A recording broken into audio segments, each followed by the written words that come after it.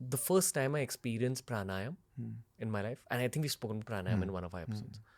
The first time I experienced pranayam, it was almost like dizzying for my own head. I was like, wow, I didn't know that this simple practice of breathing through one nostril, breathing out through the other, will create this shockwave in my head in a good way.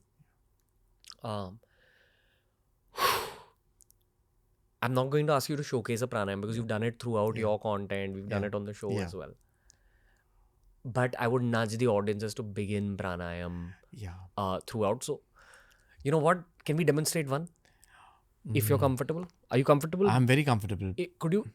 Can I tell you which one? Because this is the one coming through in my head. Okay.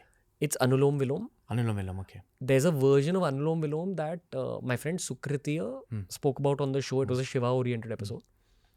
It's called Gayatri Pranayam. Okay. I will show you basic Anulom Vilom that everyone can do. Sure. Okay. And let's take the audience through it in this episode. Okay. So, I'm going to do a proper Anulom Vilom with you. So, of course, you said cross leg. I can't fit your cross leg.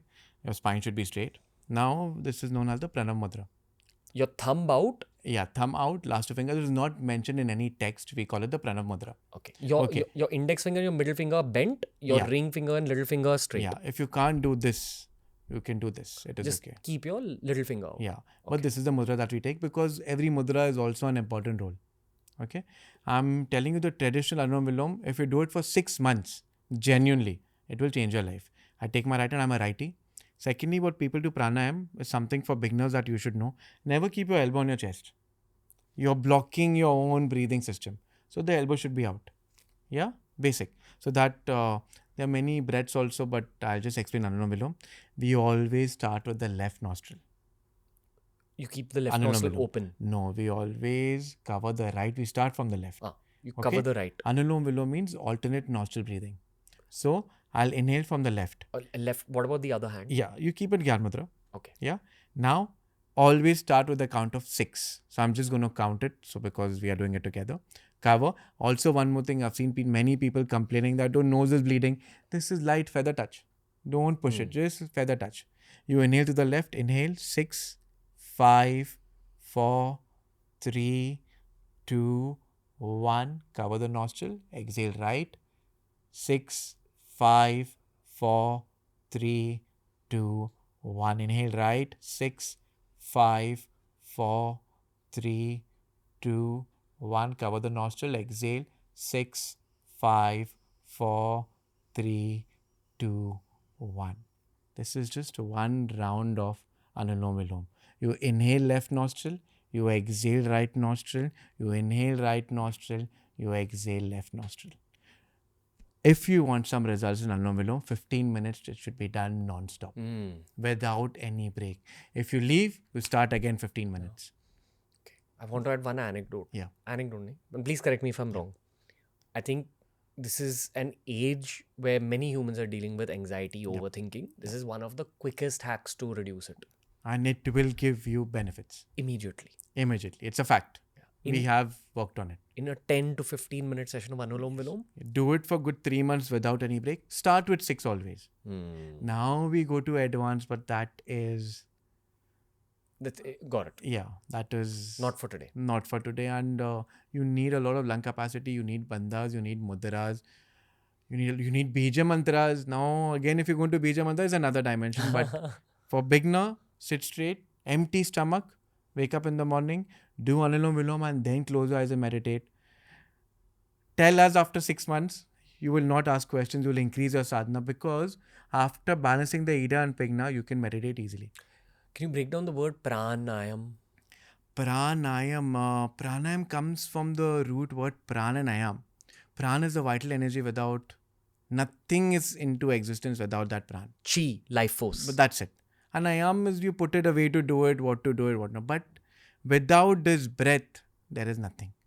And even in every Hatha yogic text, you take Garen Samhita, take Hatha Pradipika, pranayam is given emphasis. Even in Tantra, we do pranayam before we do mantra jap. Wow. Even when we do meditation, we do Anulom Vilom. In fact, the next step of Anulom Vilom is Nadi Shodhan, where we are doing the same process, we are inhaling but holding our breath. So Kumbhak is where pranayam begins. What is Kumbhak? Kumbhak is holding of the breath. So when I talk from a very experiential point of view, pranayam is not breath. The holding of the breath in a certain manner is pranayam. Because there's an oxygen exchange also. Kumbhak is the key. The highest ratio that we take is 1:4:2, 1:4:6. I've seen great people inhaling 10, holding 80, exhaling 40. It is crazy. Yeah. Practical, superficial Yes. angle on pranayam, okay? Yes. It changes the way you look. Yeah. And we're such a cosmetics-oriented society nowadays. This is the greatest makeup you will ever use. Your skin will start shining, not even exaggerating it. Yeah. But you need practice. Mm. You need practice. And of course, your meditations are deeper and Yeah, all that. yeah, You know, there is no way to scientifically explain pran yet.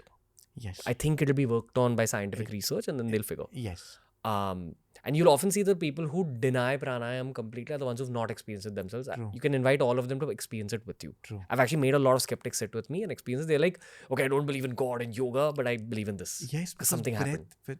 Without breath, you're nothing, no? Mm. And as you mentioned, today we are talking, Soham is fabulous. If you think this is too much easier, Soham. Just deep breathing. Inhale, so. Exhale, hum. With awareness, slowly. These are all preparatory to get to pranayam. Then there's level 1, level 2, level 3. There is another dimension. That's why yoga se hoga. Yeah. You know, all I'll say is this. This is something Rajarshi Nandi mentioned on the show. So he said that the law of the material world is that people or things that contain slightly lower Shakti will be attracted to people or things that contain slightly higher Shakti. It's how the universe works. Now, one other angle on this is, if someone is famous and they're out in public, they will be a magnet for other people to come up. It's a very small way. If someone is rich, you will attract people who either want to work with you or want to benefit from your money, etc. These are very small scale examples of Shakti. And I think that one of the material goals of human life should be to accumulate more Shakti.